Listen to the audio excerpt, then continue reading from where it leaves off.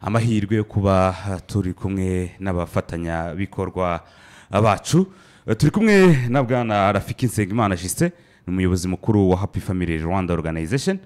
Waramutse neza? Waramutse neza Rikari. Umeze neza? Turashima Imana cyane. Twishimiye kukwakira muri SKFM.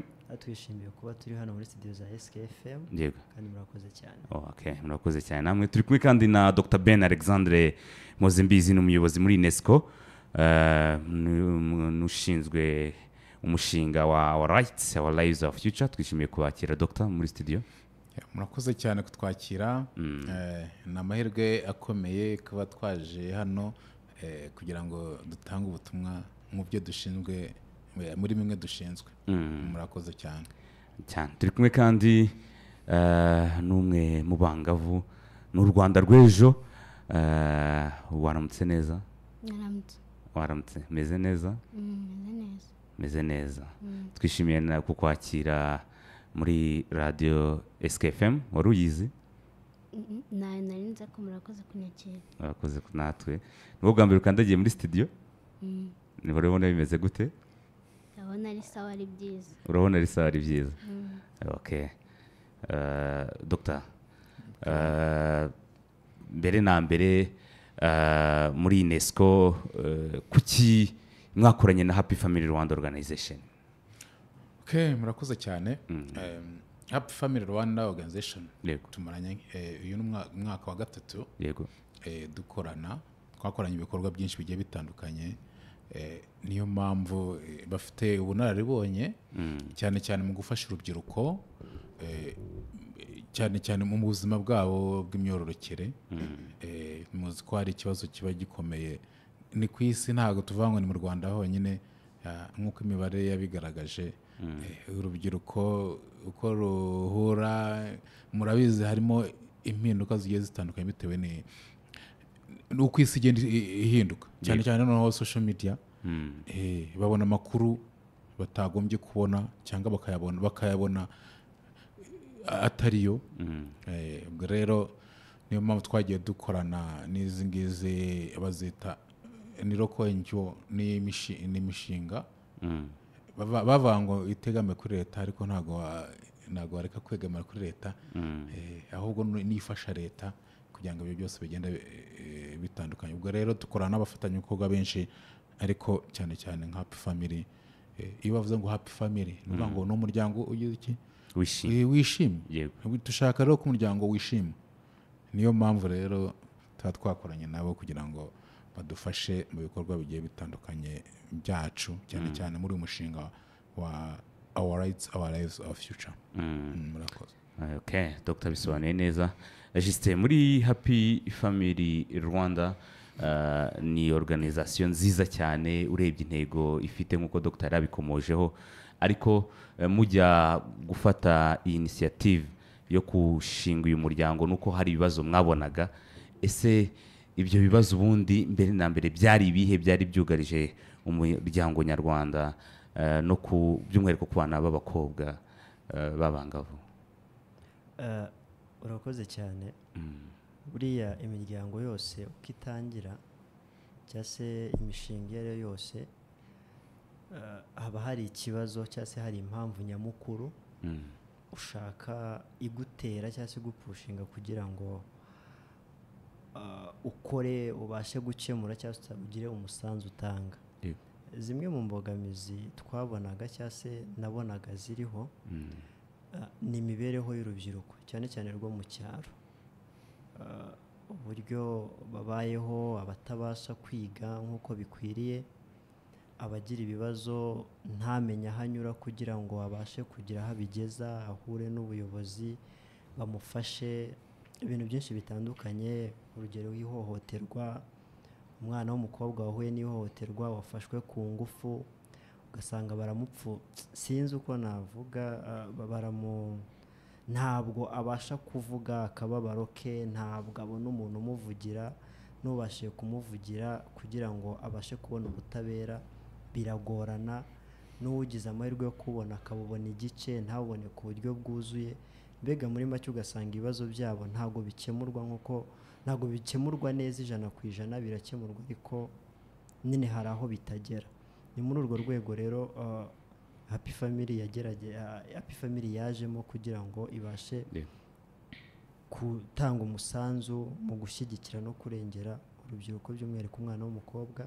Ariko twebwe icyo tureba nacyo ni abana b'abakobwa bahohoterwa, bafatwa ku ngufu, baterwa inda bakiri batoya, kubasha kumufasha, kumwegera, kumushakira ubutabera, ubufasha bwihuse, haba ari ukumusubiza mu ishuri, haba ari ukumushakira basic needs ushobora kumufasha kugira ngo ahindure ubuzima, kumugira inama, ibintu nk'ibyo ngibyo muri rusange.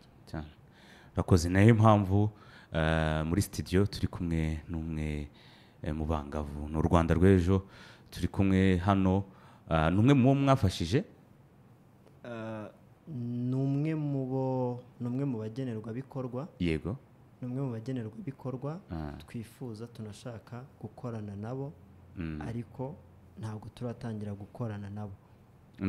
Ndabaza uyu nguyu ntabwo ari umwe mu bo twafashije, ahubwo ari umwe mu bo tugiye gutangira gufasha. yagize icyo kibazo. Yego. Okay. Twanze kuvuga amazina ye kuko si ngombwa yuko tuvuga amazina ye, ariko turi kumwe nawe muri studio.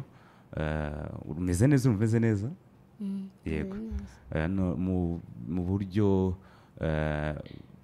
wenda tudatinze cyane, ni ikihe kibazo waba waragize mu ncamake watunyuriramo ikibazo wagize kugira ngo n'abadukurikira n'abandi bana b'abakobwa bangana nawe bahuye n'icyo kibazo bumve ko batinyuka, bumve ko bagenda bakagana inzego z'ubuyobozi?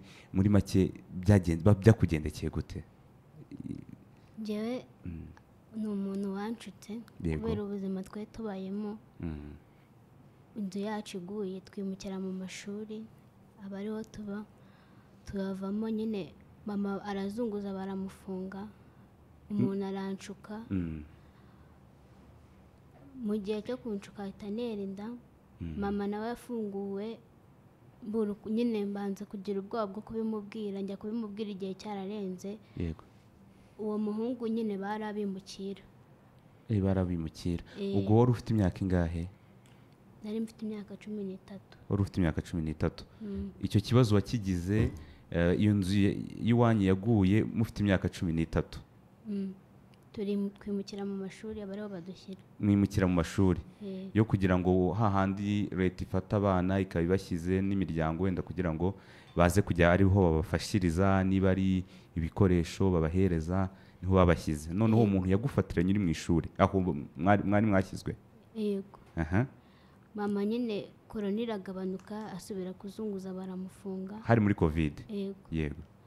Noneho ubwo afunguwe, banza nyine kugira ubwoba bwo kubimubwira. Bamubwira nyine igihe cyararenze, n'uwo muhungu yarimutse, barasubiye barongeye barimuka iwabo. Ntabwo yari umunyarwanda? Yari umunyarwanda. Yari umunyarwanda? Yego. Yaraje gufata ku ngufu? Yego. Muri aho mwabaga? Muhango twabaga. Wabivuze hashize igihe kingana gute? Nabivuze hashize igihe kinini cyane. Ubwo uribuka igihe cyaciyemo? Inda yari igeze nko mu mezi 5. Inda yari igeze nko mu mezi 5? Ko nabibwiye mama. Ubwo rero mbibwiye mama nawe agiye gushaka uburyo abishyira mu buyobozi ngo bamukurikirane. Baramubura nyine, basanga aho babaga barimutse. Bigenda gutyo nyine, mama buri ukuntu abikurikirana mu buyobozi ngo bamufate. Ariko inama nagira n'abandi wenda bameze nkanjye, ari ukuntu umuntu agufatirana bitewe n'ibibazo by'iwanyu nk'inzara, wowe nyine ukabona arakugurira ibintu ushaka. Abenshi niko bakunda gufatirana abantu nkatwe. Wowe bagushukishije iki niba ubyibuka? Ngiye kubera ubuzima nari mbayemo, urumva mama adahari. Yego. Hari igihe nagendaga akama ibiryo byo kurya. Nicyo kintu nyine yamfatiranyeho, birangira nyine amemukiye gutyo, ngira nyine n'ubwoba bwo kubijyana mu buyobozi, ko nabonaga nyine nta muntu unyitayeho ahantu twari dutuye. Mbibwiye mama rero nawe ubwo atabura nyine uburyo yabijyana mu buyobozi, usanga barimutse. Ariko ikintu nabwira abandi bangavu nkanjye bazajya batinyuka nyine babibwira ababyeyi bikiri mu maguru mashya babibasobanurire, begere umubyeyi, cyane cyane umubyeyi w'umumama niwe muntu wenda ubwira ikibazo cyawe akabanza akarakara, ariko mu minota ingahe yashira akongera akisubira, kuko nyine aba ari umubyeyi wawe. Kuko iyo utinze kubwira umubyeyi, n'uwo muhungu waguteye inda ahita ashaka uburyo ki yigendera nyine akagusiga muri ibyo bibazo. Nk'uko nanjye nyine byangendekeye. Ubu buzima bumeze gute uyu munsi? Ubuzima nyine bumeze nabi bitewe n'ahantu dutuye. Yego. Ubuzima buba bukomeye, nk'uwo mwana nta myenda, kubona isabune aba ari ibibazo, kubona n'ibyo kumugaburira aba ari ibibazo, kuko nta papa ngira yarapfuye, nsigaranye mama gusa, kandi na mama nawe nta mbaraga agira zo kujya gushakisha. Nawe nta mbaraga afite, ni ukuvuga ngo ibibazo biracyakomeye cyane. Yego. Wakoze. Justin, ubu ni ubuhamya bwumvikana. Uyu mwana w'umukobwa yarahohotewe nk'uko abyivugiye ku myaka mike cyane, imyaka 13. Si we wenyine, hari n'ahandi biri. Ese iyo mubonye kese nk'izi mutangiye gufasha abana b'abangavu nk'aba mu rwego rw'amategeko, byo ababa barabahohoteye bo bigenda gute? Mugira uburyo nabo mumenyesha leta bagakurikiranwa? Urakoze cyane. Wenda impamvu twahisemo kuzana nawe kwari ukugira ngo nibura we navuga introduction cyangwa se aduhe ni nka case study, atubwire umuntu ahita yumvamo byinshi. Yego. Ngaruka ku kibazo cyawe warumbajije, icyo navuga ni kimwe. Ibibazo by'abatini mothers, by'abano bana b'abangavu mbere yuko baba teen mothers, ni usanga ni ibibazo ahanini biba bishingiye we ku giti cye baramufatirana nk'umuntu udafite imyaka y'ubukure, ni kimwe.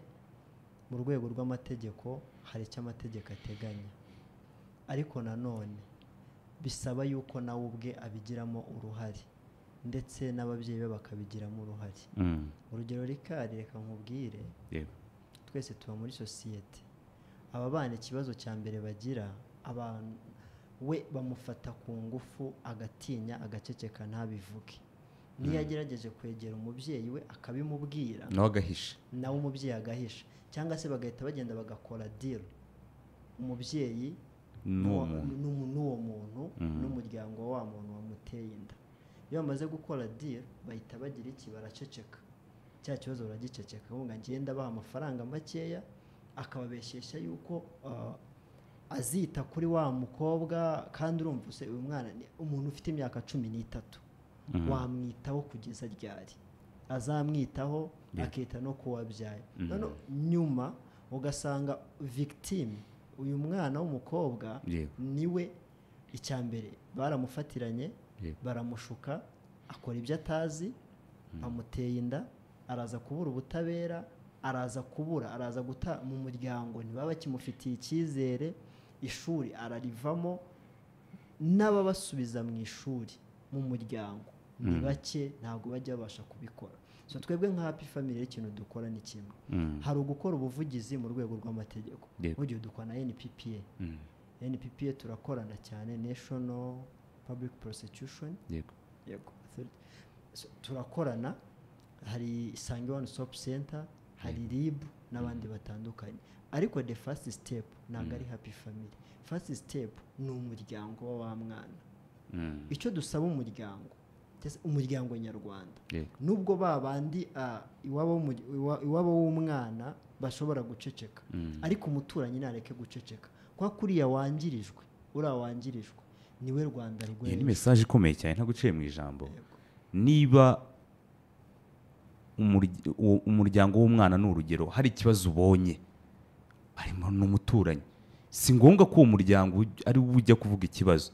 Uyu ni u Rwanda rw'ejo, nawe watanga ubwo bufasha ugahamagara. Ahubwo si tukiraho Happy Family Rwanda, ko turi kujya tunagana ku musozo, ko hari ubutumwa bwinshi turi kugenda twakira nk'abantu bafite izo kesi bifuza ko Happy Family Rwanda yagira ikifasha bene abo bangavu bababona gute mu buryo bworoshye.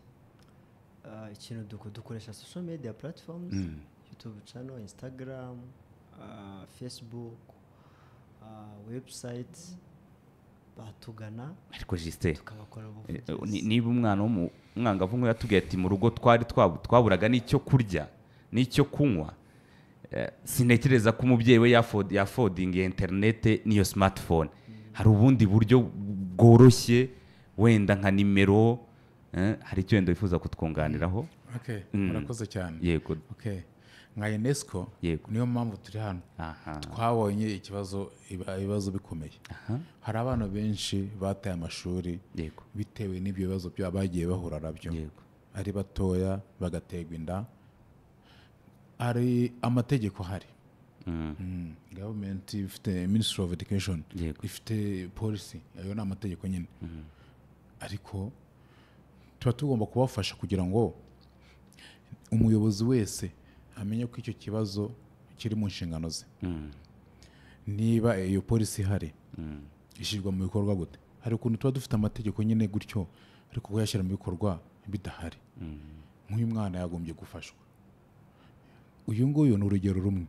Hari benshi muri iki gihugu batakaje amashuri yabo bitewe n'iki? Nuko batitaweho. Ubwo rero niyo mpamvu turi muri iyi campaign yo gukangurira leta, abafatanyabikorwa bose, noneho na guverinoma guhera ku mudugudu bagashaka abo bana. Abo bana bakabashaka, bakamenya abana batagiye ku ishuri ni bande, then bakabasubiza mu mashuri, kuko ni uburenganzira bwabo. Kubyara ni ikibazo, ariko ntabwo umwana yagombye guheranwa n'ako gahinda. Agomba gusubira ku ishuri, bakamenya uburyo bamusubiza ku ishuri, kuko ni inshingano zabo, ni inshingano za buri wese. Ubwo rero dufatanyije na guverinoma n'abafatanyabikorwa bose, niyo mpamvu twese tugomba gufatanyiriza hamwe kugira ngo bana tubamenye, basubire ku ishuri. Mbere na mbere tumenye ibibazo byabo bafite. Tumenye ibibazo bafite, kuko mbere na mbere twirengagiza ibyo bibazo bafite. Nk'uyu mwana mwumva ibibazo byose yahuye nabyo, hari abantu benshi batabizi. Hari benshi batabizi, n'aho avuka barabyirengagiza, ariko yagombye kuba ari ku ishuri. Umwana w'imyaka 15 neza azakora iki? Azaba iterambere rye n'iri. Ubwo rero ibyo bintu niyo mpamvu tuba twakoranye n'abafatanyabikorwa, turi gukorana na Mineduc tunyuje muri REB, kugira ngo twakoze workshop nyinshi zigiye zitandukanye kugira ngo icyo kibazo kirangire. Ni uguhozaho, ni process. Ntabwo birangiye uyu munsi, ariko tugomba gukomeza. Ubwo tugenda tugana ku musozo, ubwo nk'imiryango ifite izo case, nicyo twari tuvuga, hari nimero runaka bahamagara mukabafasha. Yego. Apari yuko izo nzego zihari, leta ihari, ariko bifuza kuba ati hari case n'iyi, ati muri Happy Family Rwanda bakayibamenyesha, nimero runaka bahamagara. Nta kibazo.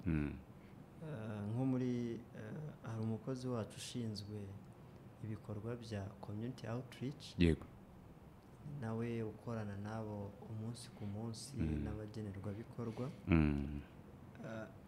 Ntekereza ko ari we direct. Yego, nta kibazo, waduha nimero, watanga nimero. 078 078 530 530 13 23. Wasubiramo rimwe, 078 530 13 23. Ubwo izo ni nimero. Hari aho uzi iyo case, cyangwa hari umwana, umukobwa cyangwa umwangavu wakorewe iryo hohoterwa, yahamagara ni muri Happy Family Rwanda Organization. Usibye ko hari na nimero nyine za Isange One Stop nazo nta kibazo twazitambutse ziba ziri ahantu hose umuntu uhuye n'ihohoterwa ashobora guhamagara GBV cases na Dr Ben hari oya nuvuga ngo hari ikibazo gihari baguhamagara ukabafasha cyangwa ukabaha n'izo nimero nta kibazo kuri iyo nimero za Isange One Stop ziba zihari. Uyu mwana w'umukobwa twicaranye hano ubu mugiye mufasha iki Justin mu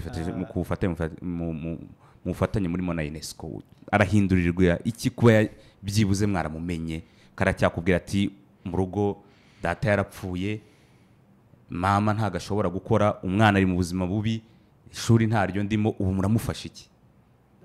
Kimwe nawe n'abandi bagenzi be icyo tugiye kubafasha ko turi muri kampeni yo gukora ubuvugizi kugira ngo basubizwe mu ishuri ariko tugendeye ku byifuzo byabo ko ntabwo tubategeka ngo mukore iki, tugendera kuri shuwa zabo. Hari ukubanza kubumva tukumva icyo bashaka, kubagira inama, kubahuza n'ubuyobozi ariko nanone no kubashakira iby'ibanze byabafasha guhindura ubuzima, harimo kubashakira ibikoresho by'ishuri no kubasubiza mu ishuri muri rusange. Reka tugane ku musozo. Ni ubutumwa tuzakomeza gutambutsa, muzongera munagaruke twongere dukangurire ababyeyi, dukangurire abarezi, dukangurire buri wese mu muryango nyarwanda arebwa n'iki kibazo. Reka ngushimire cyane Dr Ben Alexandre Muzembizi ku mwanya mwaduhaye. Murakoze cyane kuba mwatwakiriye kandi twabishimiye cyane rwose. Tuzagaruka. Murakoze cyane. Bwana Rafiki Nsengimana Justin turabashimiye cyane umwanya mwaduhaye. Murakoze cyane Rikari, turabashimiye kandi dushimiye n'ubuyobozi bwa SKFM ku musanzu ukomeye muri gukora mu guhindura sosiyete nyarwanda binyuze muri siporo no gutanga space nk'ingi kugira ngo ibi biganiro binyureho, kuko nzi ko hari amaradiyo menshi adashobora gutanga umwanya nk'uyu. Ako mwebwe ibyo mukora nyine mubikora kubera ko ni passion. Passion ntabwo ari ugushaka amafaranga gusa. So turabashimiye rero, turabashimiye kandi tuzakomeza gufatanya muri runo rugendo. Murakoze cyane umukobwa, turabashimiye cyane kandi tubabwira mukomeze mwihangane. Ko waratinyutse ukavuga icyo nicyo kintu cya mbere cyiza, kandi urumva ko Happy Family Rwanda mu bufatanye na UNESCO bagiye kugufasha. Turagushimiye cyane kuba witabiriye ubutumire bwacu. Namwe murakoze cyane, ndabashimiye. Imana ikurinde. Okay.